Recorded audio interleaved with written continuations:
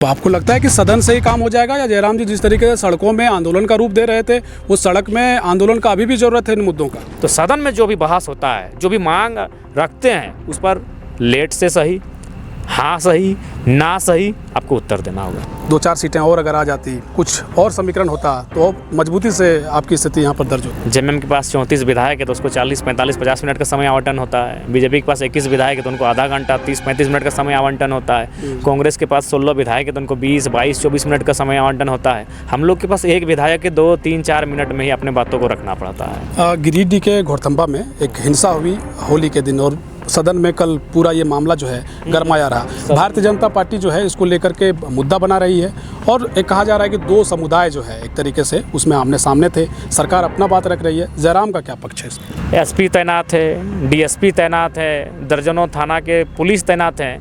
बताइए, पर्व त्यौहार में आप पहले से आशंकित हैं कि कुछ होने वाला है, और हम अपनी राज्य की, देश की प्रशासनिक ऊर्जा का इस्तेमाल वहाँ कर रहे हैं, तो इस देश को अब कहाँ कितना आगे लेके जाएंगे? परिसीमन को लेकर के मंत्री चमरा लीडर ने भी अपना पक्ष रखा। 2026 में परिसीमन के आसार है, लेकिन कई लोग कह रहे हैं कि इसको लेकर के आदिवासी सीटें छीन सकती हैं, मुख्यमंत्री आदिवासी नहीं हो सकते हैं। जयराम जी का क्या पक्ष है, चूँकि आपकी पार्टी जो है आने वाले चुनाव में एक बड़ी भूमिका में रही। क्रिकेट आपका पसंदीदा खेल है, तो झारखंड ने धोनी को दिया है, पूरे एक तरीके से भारत में धोनी की एक अलग पहचान है। आपको लगता है कि चूँकि खेल मंत्रालय या सरकार अगर कुछ बेहतर विकल्प दे तो यहाँ से कई खिलाड़ी जा सकते हैं? लिहाजा अगर उन्हें तमाम जो खेलने की सामग्री, खेल का मैदान अगर मुहैया करवाई जाए, तो जो नई पीढ़ी है, नया जनरेशन जो स्पोर्ट्स में अपने आप को करियर को बनाना चाहते हैं, उनके लिए एक अच्छा अवसर, अपॉर्चुनिटी रहेगा। नमस्कार, आप देख रहे हैं समाधान इंडिया नेटवर्क। इस वक्त हम रांची में हैं। आपको बता दें कि विधानसभा का सत्र चल रहा है, मुद्दे गहमा-गहमी के बीच में। आप देख रहे होंगे कि लगातार जो नेता हैं अपनी बात सदन में रखते नजर आ रहे हैं। एक दिलचस्प बात है कि विधानसभा के अंदर कई माननीय सदस्य अपना जब बात रखते हैं, उसमें एक सदस्य की खूब चर्चा होती है, और सोशल मीडिया पर उसका कट जो है आप देखते होंगे लगातार कि खूब शेयर किया जाता है। जेएलकेएम के सुप्रीमो और डुमरी के विधायक जयराम महतो की आज इनके साथ हम मौजूद हैं। सबसे पहले शुरू तो यही करेंगे कि एक तो इंटरव्यू आपका हम ऐसे ही करते थे, अभी हम एक मैदान में ही मौजूद हैं, और वो मैदान हुआ करता था जब भीड़ काफ़ी हुआ करती थी। आज एकदम विधानसभा के बाहर हैं। अभी का होमवर्क जो विधानसभा का आप कर रहे हैं, और वो होमवर्क, चूँकि वो तो आपके जहन में था, वो दर्द, वो पीड़ा आपके अंदर था, अभी ज़्यादा काम करना पड़ता है या उस वक्त ज़्यादा टसन? अभी थोड़ा सा ज़्यादा करना इसलिए पड़ता है कि आपके पास समय काफ़ी कम है, और उसी सारे समय में आपको सभी चीज़ों को इंक्लूड करना पड़ता है। वो सभा क्या था कि उसको अगर आप एक किताब भी पढ़ के गए तो उस सभा के मुख्य वक्ता आप हैं, लोग सुनने के लिए आपको आए हैं, तो आप 1 घंटा बोलिए, 2 घंटा बोलिए, 3 घंटा बोलिए, आप बोल रहे हैं, लोग सुन रहे हैं, वो जो भी किताब से आप पढ़ के हैं। लेकिन यहाँ क्या है कि आप पढ़ बहुत कुछ रहे हैं, लेकिन कहना बहुत कम है। तो सार को कहना पड़ता है, उसे समराइज करना पड़ता है, तो लिहाजा काफ़ी चुनौतीपूर्ण है।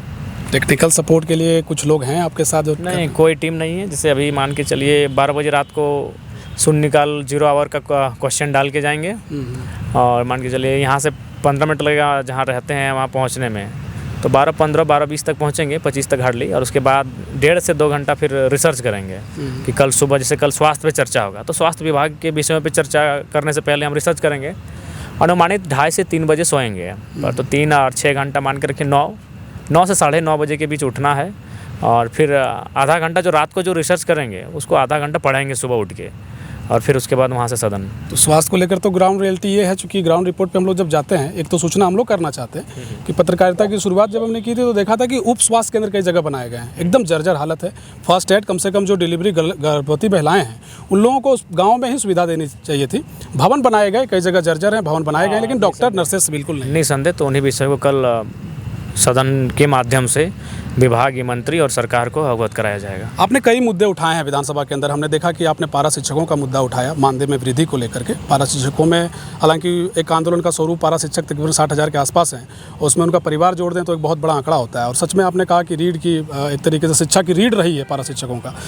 तो सरकार ने भी कई वादे किए थे, आप मुखर होकर के विधानसभा के अंदर भी अपनी बात रखी। क्या लग रहा है, अमल होने जा रहा है या कुछ होने जा रहा है? देखिए, अमल जो भी माननीय विधायक, चाहे हम रहें या बाकी जो 68 के आसपास, जो कि एक अध्यक्ष हो गए और 12 मंत्री, तो उनको छोड़ के ही मान के चलिए विधायक गिनेंगे अभी, तो 68, तो हमें लगता है नेता प्रतिपक्ष को भी छोड़ दीजिए, यानी बाकी जो हैं 67 जो सवाल कर रहे हैं, जो क्वेश्चन ला रहे हैं, तो कम से कम उन विषयों पर अगर सदन में चर्चा होने के बाद अगर कार्रवाई नहीं होती है, आप कार्रवाई तक पहुंचिए। कार्रवाई में माननीय सदस्य ने जो सुझाया है उसको आप अगर असत्य है तो आप उसको रिपोर्ट में बताइए कि आपने जो हमें सूचना दी थी वो असत्य प्रतीत हुआ, या फिर आपने जो सूचना दी उसको हमने जांचा वो सत्य प्रतीत हुआ, लेकिन आपको कार्रवाई करनी होगी।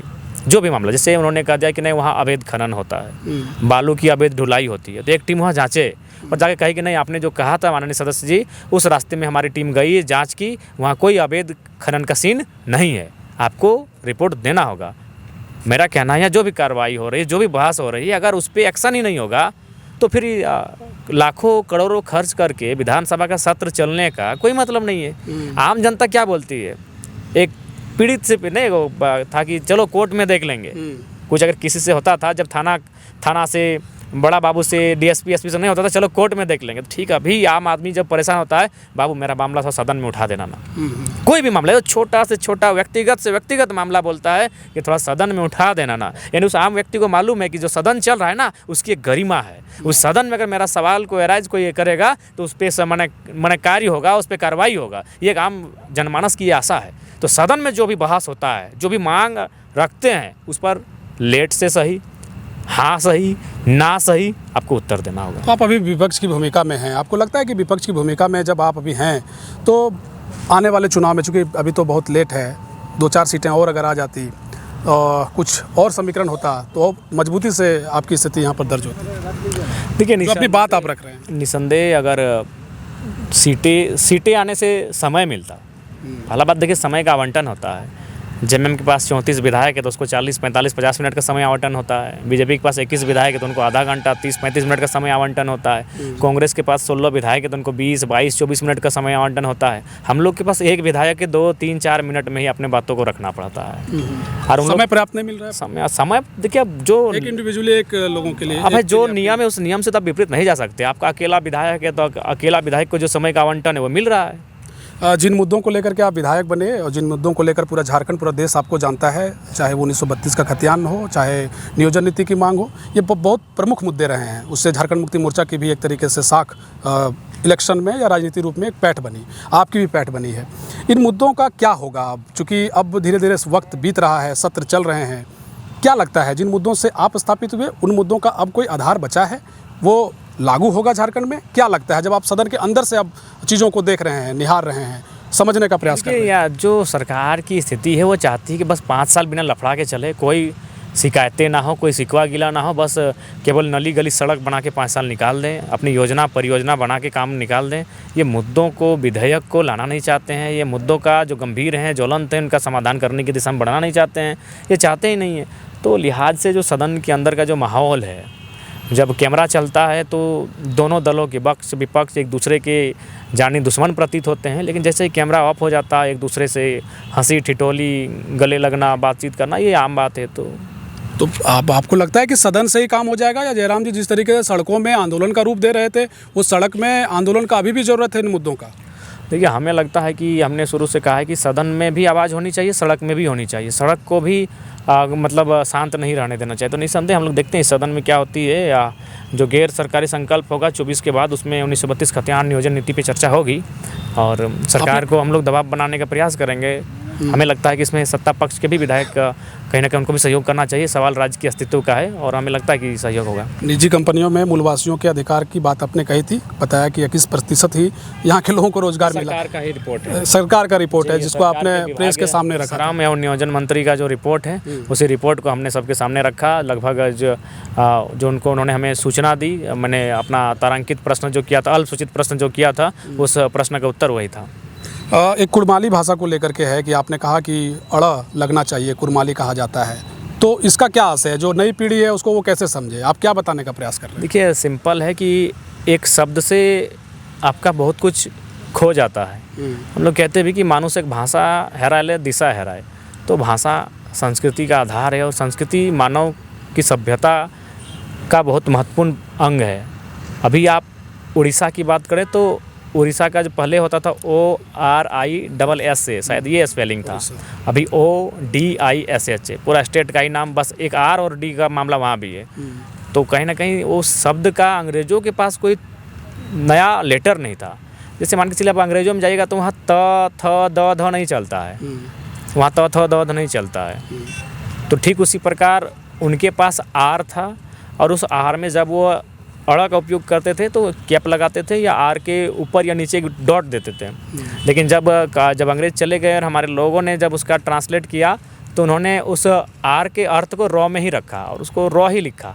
तो वो कहीं ना कहीं एक अपनी एक पहचान होती है। हर एक समुदाय, हर एक वर्ग, हर एक तबका, उसका जो कोई ना कोई एक उद्गम स्थल होता है, उसकी कुछ परंपराएं होती है, उनकी कुछ मान्यताएं होती हैं। तो उन मान्यताओं और परंपराओं की बात करें तो रॉ ना होकर अड़ा होता है। गिरिडीह के घोड़थम्बा में एक हिंसा हुई होली के दिन, और सदन में कल पूरा ये मामला जो है गरमाया रहा। भारतीय जनता पार्टी जो है इसको लेकर के मुद्दा बना रही है, और एक कहा जा रहा है कि दो समुदाय जो है एक तरीके से उसमें आमने सामने थे। सरकार अपना बात रख रही है। जयराम का क्या पक्ष है इसमें? देखिए, मेरा स्पष्ट कहना है कि जब कोई हिंसा हो, जब कोई गलत कार्य करे, तो वो समुदाय कौन है, उस समुदाय के लोग कौन हैं, उस पर ना चर्चा करके उसको ये मानिए कि उसने गलत किया है और कार्रवाई होनी चाहिए।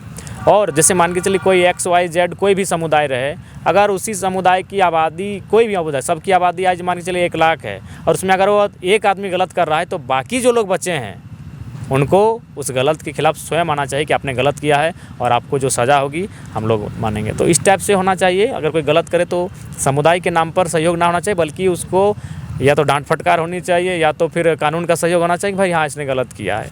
तो लिहाजा अगर ऐसा मामला है, चूँकि यहाँ देखिए देश का जो माहौल बन चुका है, उस माहौल में अभी बड़ा क्रिटिकल कंडीशन है। हम लोग भी देखते हैं, मान के चलिए कोई त्यौहार रहे, किसी धर्म का त्यौहार रहे, किसी एक का पार्टिकुलर नाम नहीं लेंगे, SP तैनात है, DSP तैनात है, दर्जनों थाना के पुलिस तैनात हैं। पता है, पर्व त्यौहार में आप पहले से आशंकित हैं कि कुछ होने वाला है, और हम अपनी राज्य की, देश की प्रशासनिक ऊर्जा का इस्तेमाल वहाँ कर रहे हैं, तो इस देश को अब कहाँ कितना आगे लेके जाएंगे। अभी वहाँ तो ये सोचनीय विषय है कि देश का माहौल जा कहाँ रहा है, जो इंटेलेक्चुअल लोग हैं उन्हें क्या करना चाहिए, ये सोचना है। सभी धर्म, सभी समुदाय के जो इंटेलेक्चुअल लोग हैं उन्हें सामने आकर सामूहिक बैठकर चर्चा परिचर्चा करके ये जो विवाद उत्पन्न हो रहे हैं, इस प्रकार की जो समस्याएं आ रही हैं, इन पर बात करना चाहिए। जब तक अगर किसी विषय को आप स्किप कर देंगे तो वो आने भविष्य में जाके बहुत गहरा घाव हो जाता है। इसीलिए अभी समय है, उस पर बात कीजिए और उसका निराकरण किया जाए। 1-2 सवाल बच गए हैं। परिसीमन को लेकर के मंत्री चमरा लीडर ने भी अपना पक्ष रखा। 2026 में परिसीमन के आसार हैं, लेकिन कई लोग कह रहे हैं कि इसको लेकर के आदिवासी सीटें छीन सकती हैं, मुख्यमंत्री आदिवासी नहीं हो सकते हैं। जयराम जी का क्या पक्ष है, चूँकि आपकी पार्टी जो है आने वाले चुनाव में एक बड़ी भूमिका में रहेगी? देखिए, सबसे पहली बात है, निसंदेह ये जो अभी जो हमारे पास है सीटें, ये 1971 की जनगणना के आधार पर हैं, और अभी परिस्थिति काफ़ी बदला है। जैसे अभी अगर आप बोकारो की बात करें तो 5 लाख 6 लाख वोटर हैं। आप अगर मांडू की बात करें, हजारीबाग की बात करें तो वहाँ भी 4 लाख 4.5 लाख से ज़्यादा वोटर हैं। किसी विधानसभा में 2 लाख 2.5 लाख ही हैं। तो लिहाजा सबको तो 5 करोड़ ही मिलता है इन्वेस्ट कर, माने विधायक मत के लिए। तो जिसकी आबादी, जहाँ मतदाताओं की आबादी 5 लाख है, उस विधानसभा को भी 5 करोड़ मिलता है 1 वर्ष में, और जिसकी आबादी, मतदाताओं की आबादी 2.5 लाख है, उसको भी 5 करोड़ रुपए खर्च करने को मिल रहे हैं। तो इस हिसाब से मेरा मानना है, चूँकि काफ़ी 50 वर्ष हो चुके हैं, तो परिसीमन होना चाहिए। और परिसीमन से पहले जो ये जनगणना की बात हो रही है, उस जनगणना को भी होना चाहिए, और उसके आधार पे, चूँकि अभी पूरा देश ST और SC को आरक्षण देता है, तो उस जनगणना में उनका जो प्रतिशत होगा, अगर उनका प्रतिशत 30 हो जाता है, या उनका प्रतिशत 40 ही होता है, या फिर वो 20 में आते हैं, तो उसके अकॉर्डिंग उनको सीट दे दिया जाए, जो भी रहे। एक अंतिम सवाल है, और ये सवाल कुछ ऐसा ही है, आपके जीवन से जुड़ा है। आप क्रिकेट को बड़ा पसंद करते हैं, अपने गाड़ी में बैट बल्ला लेके घूमते हैं, अभी टी-शर्ट भी एकदम क्रिकेट वाला ही है, हर जगह क्रिकेट क्रिकेट क्रिकेट आपका पसंदीदा खेल है। आपका कई वीडियो रील्स वायरल होता है जिसमें आप क्रिकेट में उत्साह जो आपका है, जोश है, वो दिखता है। तो झारखंड ने धोनी को दिया है, पूरे एक तरीके से भारत में धोनी की एक अलग पहचान है। स्टेडियम है इसके बगल में, और कई प्रतिभावान खिलाड़ी हैं झारखंड में। आपको लगता है कि चूँकि खेल मंत्रालय या सरकार अगर कुछ बेहतर विकल्प दे तो यहाँ से कई खिलाड़ी जा सकते हैं? आप कुछ सोच रहे हैं इसको लेकर के, क्रिकेट को लेकर? हाँ, खेल कूद का जैसे टाइम है, अभी ये एरा भी स्पोर्ट्स में है, ऐसा बात नहीं, स्पोर्ट को आप इनकार नहीं कर सकते हैं, वहाँ भी करियर है।